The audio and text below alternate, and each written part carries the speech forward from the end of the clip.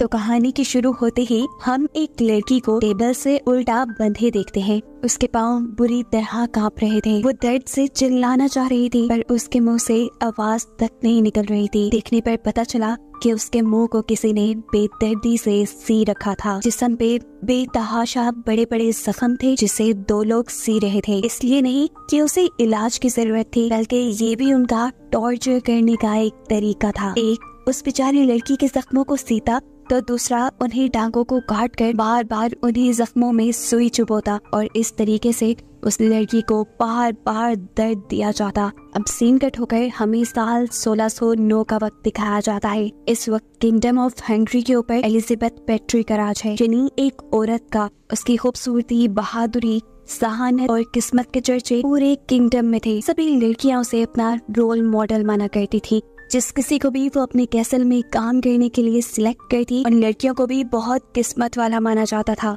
इसी तरह आज इस कैसल में आई है लेडी मार्गरेट नाम की एक लड़की, जिसे खुद एलिजाबेथ पेट्री ने अपनी पर्सनल असिस्टेंट के तौर पे चुना है। यही वजह है कि लेडी मार्गरेट खुद और उसकी फैमिली उसे बहुत ही किस्मत वाला मानने लगे हैं। लेडी मार्गरेट भी एक रॉयल ब्लड लाइन से है, लेकिन फाइनेंशियली उनके हालात कुछ खास अच्छे नहीं। एलिजाबेथ की खास मेट ईवा लेडी मार्गरेट को खुद उसके घर से लेने गई थी। लेडी मार्गरेट खुद कैसल में आने पर बहुत खुश थी और जब उसने यहाँ कर देखा कि एलिजाबेथ खुद उसे वेलकम करने के लिए नीचे आई है, तब उसकी खुशी का कोई ठिकाना ही नहीं रहा। और इसी खुशी और एक्साइटमेंट में उसने ये नोटिस ही नहीं किया कि उसके इर्द गिर्द सब कुछ कितना अजीब है। यहाँ पर काम करने वाली हर लड़की घबराई हुई है और सभी की आंखों में डर है। अजीब सन्नाटा गुजर रहा था इस कैसल में और तभी एक मेड वहाँ से कुछ लेकर गुजरती है और गलती से उसकी बास्केट गिर जाती है, जिसके गिरने पर वो बुरी तरह घबरा गई थी। उसे तो छोड़े, ईवा भी बुरी तरह घबरा गई और जल्दी से उस मेड के साथ वो सारी चीजें समेटने लगी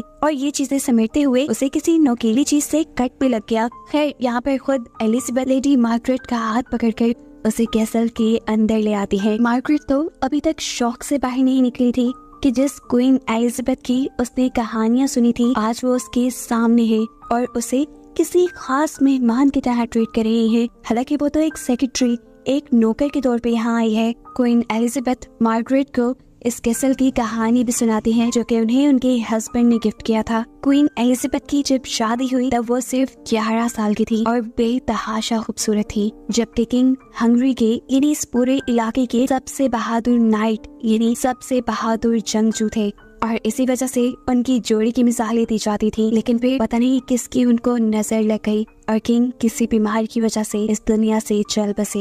ये बात करते हुए क्वीन एलिजाबेथ काफी इमोशनल हो गई थी, इसीलिए ईवा मार्गरेट को उसके रूम में ले आती है। ये रूम काफी बड़ा, काफी आलीशान था, जहाँ पर वो ईवा से काफी बातें करने की कोशिश करती है। लेकिन अजीब बात थी, ईवा उसकी किसी बात का जवाब नहीं दे रही थी। वो लेडी मार्गरेट को खास और अपने आप को आम मानती थी। तब लेडी मार्गरेट उससे कहती है, मैं तो खुद अपने घर में सारे काम करती हूँ किसी मेड की तरह, तो मेरे और तुम्हारे दरमियान में कैसा डिफरेंस। ईवा जवाब देती है, जो भी हो, आपकी ब्लड लाइन रॉयल है और मैं एक आम घराने से हूँ, हमारी दोस्ती कभी नहीं हो सकती। खैर यहाँ पर मार्गरेट अब एलिजाबेथ के बारे में बातें करने लग जाती है, उनकी तारीफें करने लगती है कि कितनी अच्छी है, कितना प्रोटोकॉल दे रही हैं। ये नोटिस किए बगैर कि ईवा के एक्सप्रेशन उसकी बातों से बिल्कुल मुख्तलिफ है। ईवा कोई भी जवाब दिए बगैर उसे कमरे से छोड़कर निकल जाती है, जिसके बाद हम ईवा को क्वीन एलिजाबेथ के साथ दिखते हैं। वो लोग अभी भी लेडी मार्गरेट के बारे में बात कर रहे थे। क्वीन एलिजाबेथ खुश थी इस चीज के लिए कि मार्गरेट एक रॉयल ब्लड लाइन से है और उससे भी अच्छी बात ये कि वो प्योर भी है। अब उसके प्योर या रॉयल ब्लड लाइन से होने का क्वीन को क्या फायदा है, ये तो आगे ही मालूम होगा। इस सब के बाद ईवा क्वीन को कुछ फेस पर लगाने लग जाती है। ये किसी रेड ब्लशन की तरह था। ईवा ने पहले क्वीन के एक गाल पर ये ब्लशन लगाया और दूसरे गाल पर लगाने से पहले वो डर गई क्योंकि उसका प्रोडक्ट खत्म हो चुका था। ईवा डरते हुए जब क्वीन को ये बताती है कि उनका प्रोडक्ट खत्म हो गया है, तो क्वीन गुस्से से पागल हो जाती है और गुस्से पे कंट्रोल करते हुए ईवा से सिर्फ इतनी ही बात कहती है कि तुम जानती हो इस चीज का खत्म होना मुझे बिल्कुल पसंद नहीं और इसकी सप्लाई तुम्हारी जिम्मेदारी है। अब क्वीन कुछ और गलत ना कर दे, ईवा डरते हुए अपने हाथ पे लगा हुआ कट जोर से दबाती है और उससे निकलने वाला खून ब्रश पे लगाकर क्वीन के फेस पे लगाने लगती है, जिससे हमें रिवील हुआ कि उस जार के अंदर भी जो रेड कलर का लिक्विड क्रीम था वो भी ब्लड ही था और क्वीन अपने फेस पे ब्लड लगवा रही थी।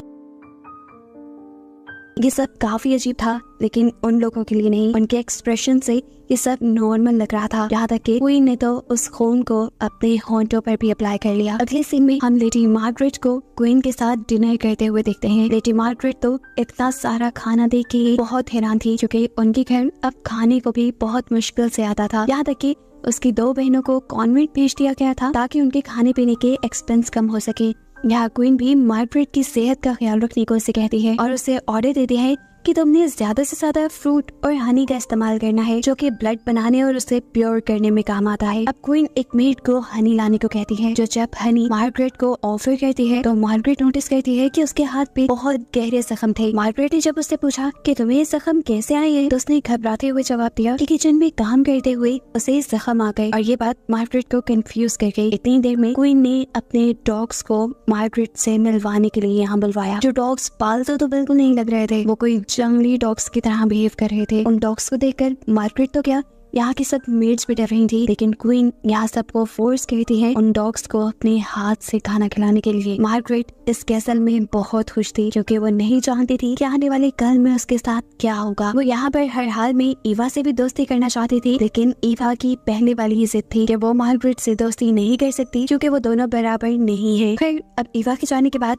मार्गरेट सोने के लिए लेट जाती है और आधी रात में उसे किसी के रोने की आवाजें आती हैं, जिसके बारे में वो बाहर निकल के जब ईवा से पूछती है तो ईवा से कहती है कुछ नहीं, ये कैसल पहाड़ की ऊंचाइयों पे है, तो अक्सर हवा की आवाज ऐसे ही फील होती है, तुम जाओ जाकर सो जाओ। ईवा की तसल्ली देने के बावजूद भी मार्गरेट को कुछ अजीब लग रहा था, इसीलिए वो लाइट लेकर खुद इन्वेस्टिगेशन के लिए निकल गई और जहाँ से रोने की आवाज आ रही थी उस डायरेक्शन में चलने लगी। जिस दरवाजे के पार से आवाज आ रही थी वो एक टेरेस था। जैसे ही मार्गरेट टेरेस के अंदर जाने लगी तो गार्ड्स ने उसे रोक लिया, ये कहते हुए कि इस वक्त वहाँ जाना मना है। मार्गरेट को तो नहीं, लेकिन अगले सीन में हमें दिखाया जाता है कि टेरेस की दूसरी तरफ एक बहुत ही खूंखार काम हो रहा था। एक लड़की को जंजीरों से बांधा गया था और उसके ऊपर शहद डालकर भूखे डॉग्स को उसके ऊपर छोड़ दिया गया था। देखने को मिलता है कि ये सारा नजारा ऊपर से क्वीन खुद देख रही है और ये देखते हुए उन्हें काफी मजा आ रहा है, जिससे हमें ये बात पता चली कि क्वीन ने सिर्फ अपनी एंटरटेनमेंट के लिए वहाँ पर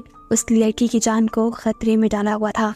और ये क्वीन ने पहली मर्तबा नहीं किया था, बल्कि इस कैसल में पहले भी ऐसा बहुत कुछ होता रहा है। जैसे हमने मूवी के पहले सीन में भी देखा कि एक लड़की को एक टेबल से बांधकर टॉर्चर किया जा रहा था और इस टॉर्चर को देख देख कर क्वीन बहुत ज्यादा खुश हुआ करती थी और इस लड़की के जख्मों को बार बार जो सी रहा था और काट रहा था वो कोई और नहीं बल्कि खुद क्वीन एलिजाबेथ और उनकी खास मेट ईवा थी। और इस चीज से हम ये भी अंदाजा लगा सकते हैं कि क्वीन एलिजाबेथ के हर ऐसे जुर्म में ईवा बराबर का साथ देती है और इन सारी चीजों से साफ यही लग रहा है कि ये लोग मार्गरेट को भी ऐसे ही किसी घिनौने मकसद के लिए यहाँ लाए हैं। मार्गरेट तो इस बात से बिल्कुल अनजान है और वो अब ईवा को अपना दोस्त मानने लगी है। वो ईवा के हाथ पे जब जख्म देखती है तो फौरन उसके इलाज में लग जाती है, लेकिन फिर उसने देखा कि ईवा के हाथ पे एक नहीं बल्कि कई ज्यादा जख्म थे, जिनमें से कुछ तो सेप्टिक भी हो चुके थे। यानी उन जख्मों में इन्फेक्शन हो गई थी, जिसका इलाज लेडी मार्गरेट को नहीं पता था। इसलिए वो ईवा से कहती है तुम डॉक्टर के पास जाओ ना। ईवा कोई जवाब नहीं देती, क्योंकि वो जानती थी कभी भी क्वीन एलिजाबेथ उसे डॉक्टर के पास जाने की परमिशन नहीं देंगी। लेकिन मार्गरेट,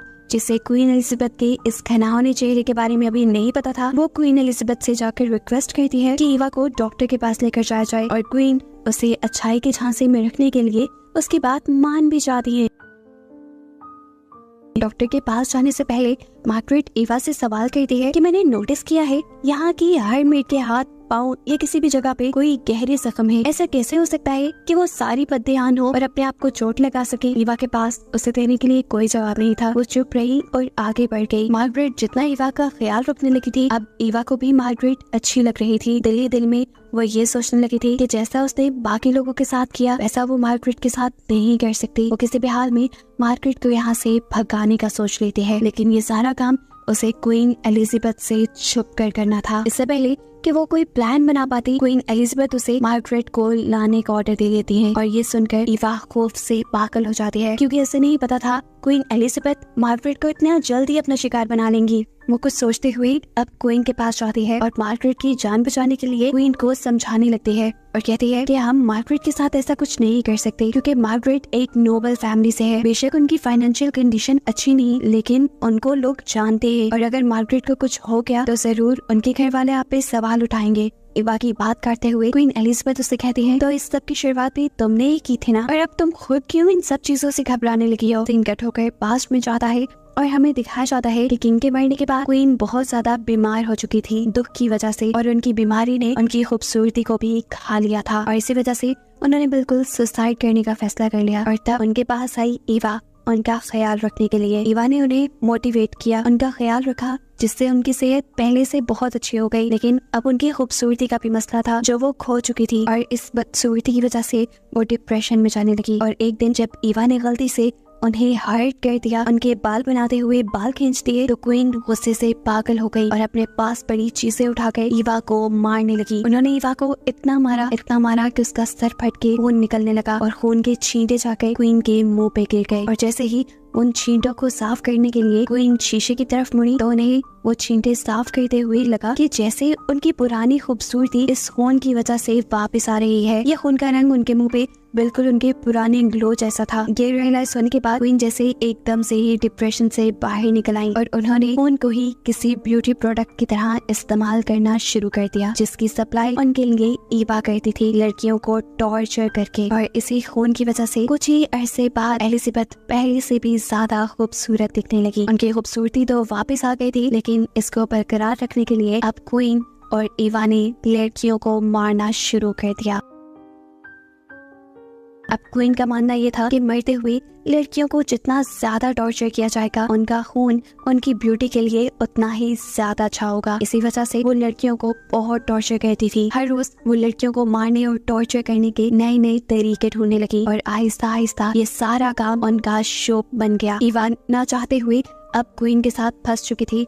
वो मार्गरेट को बचाना चाहती थी, लेकिन अब क्वीन का हुक्म था कि मार्गरेट को फौरन रूम में लेकर आया जाए। अब क्वीन के कहने पर ईवा मार्गरेट के पास तो चली जाती है, लेकिन मार्गरेट को बचाने के लिए ईवा उसे सारी सच्चाई बता देती है कि कैसे वो लोग लड़कियों को टॉर्चर करके उनका खून निकालते हैं। वो उसे जल्दी से इस कैसल से बाहर निकलकर सारी सच्चाई पुलिस को बताने को कहती है। ये सब बहुत अजीब था। मार्गरेट को बिल्कुल यकीन नहीं आ रहा था। ये सारा किस्सा, ये सारी कहानियां सुनने के बाद मार्गरेट को ईवा से ही डर लगने लगा, और वो ईवा की बात मानने के बजाय और ईवा के बताए रास्तों पे चलने के बजाय वो ईवा से ही दूर भागने लगी, और पहुंच गई उसी खास रूम तक जहां क्वीन इस इंतजार में थी कि कब ईवा मार्गरेट को लेकर यहाँ पर आए और वो उसे टॉर्चर करके उसका रॉयल खून अपने मुंह पे लगाकर अपनी खूबसूरती को एक ही दम से कई गुना बढ़ा ली। यहाँ पहुँचने के बाद एलिजाबेथ मार्गरेट को पकड़ लेती है, और मार्गरेट को बचाने के चक्कर में ईवा खुद भी मारे जाते हैं। ना वो खुद को बचाने में कामयाब रही और ना ही मार्गरेट को। एलिजाबेथ इन दोनों को इतना टॉर्चर करती है जितना वो कर सकती थी। उन्होंने ईवा का नहीं चाहिए था। ईवा को उन्होंने सिर्फ अपनी एंटरटेनमेंट के लिए टॉर्चर किया था, और इस सारे टॉर्चर के बाद मार्गरेट के साथ ईवा भी मर गई। अब वो मार्गरेट के खून से अपने आप को नहला रही थी, ये जाने बगैर कि उनके कैसल से कोई भाग गया है। एक लड़की जिसे मार्गरेट की तरह ही अभी यहाँ लाया गया था, उसे किसी तरह इस कैसल की सच्चाई पता चल जाती है, और वो होशियारी से क्वीन एलिजाबेथ की वो डायरी चुरा कर इस कैसल से भाग जाती है, जिस डायरी में क्वीन ने अपनी शिकार बनाई सभी लड़कियों के नाम लिखे हुए थे। ये डायरी पुलिस को देने के बाद पुलिस ने फौरन एलिजाबेथ को पकड़ लिया, और इस सब के बाद पूरी दुनिया को क्वीन एलिजाबेथ की सच्चाई पता चल गई। उनके इन सारे बुरे कामों के जुर्म में उन्हें उन्हीं के कमरे में बंद कर दिया गया, और उनके कमरे के सारे दरवाजे और खिड़कियां भी बंद कर दिए गए। बस इतना सा दरवाजा खुला छोड़ा गया जिससे खाना ही अंदर जा पाता था। यहाँ पर रहकर भी क्वीन ने अपनी एडिक्शन नहीं छोड़ी, इन्हीं खून से अपने आप को खूबसूरत बनाना नहीं छोड़ा, चाहे अब वो खून उनका अपना ही क्यों ना हो। वो अब अपने आप को टॉर्चर करके अपने आप को खूबसूरत बनाने लगी, क्योंकि उन्हें लगा कि अब वो मरकर अपने हस्बैंड के पास जाएंगी और उनके लिए उन्हें खूबसूरत होना चाहिए। फिर थोड़ा ही अर्सा गुजरा और क्वीन लोगों को अपने रूम में मरी हुई मिली। उनकी मौत कैसे हुई ये किसी को नहीं पता, लेकिन ये बात सब जानते हैं कि ये कहानी असल है। हिस्ट्री आज भी 1609 की क्वीन एलिजाबेथ को सबसे ब्रूटल क्वीन मानती है, क्योंकि कई साल तक वो सीरियल किलिंग में मुलविस रही और आखिर में उन्हें इसकी सजा भी मिली।